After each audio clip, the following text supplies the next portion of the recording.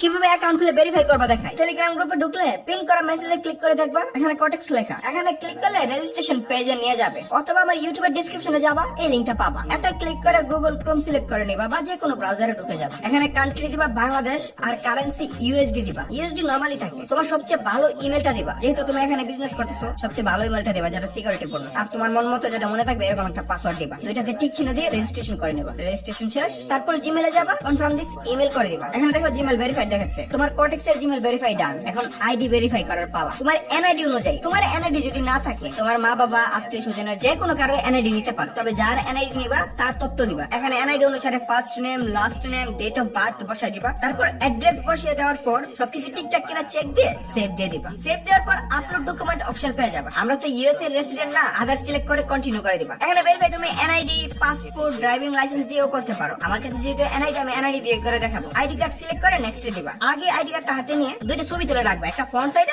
আর একটা ব্যাক সাইডে। তারপর এখানে যাবা, তারপর যে প্রসেস বলতেছিলাম, প্রথমে ফ্রন্ট সাইড এরপরে ব্যাক সাইডের ফটো আপলোড করে নেক্সট ক্লিক করে দিবা। এখানে কিছু সময় প্রসেসিং করবে, বেশি হলে 1 মিনিট। তারপর আমারটা দেখো এসে গেছে, your document have been checked, now your identity is verified. উপরে দেখো লেখা আছে ভেরিফাইড। জাস্ট না, একদম ইজি। ভেরিফাই কোন জায়গায় গিয়ে করতে হয় এটা না জানা থাকলে কর্টেক্সে ঢুকলেই নিচে মাঝখানে মানুষ যে চিহ্নটা ওইটাতে ক্লিক করলেই এখানে নিয়ে আসবে। এখানে ডিটেইলস বসিয়ে ভেরিফাই করে নিবা।